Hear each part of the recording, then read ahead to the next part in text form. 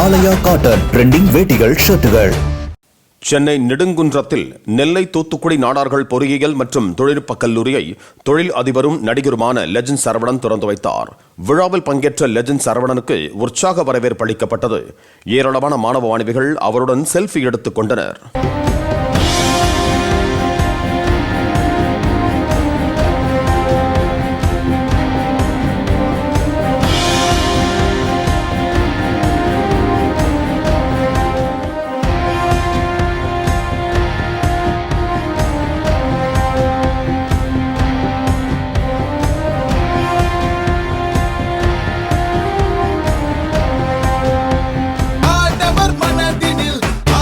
ஆலயா cotton trending வேட்டிகள் ஷர்ட்டுகள்.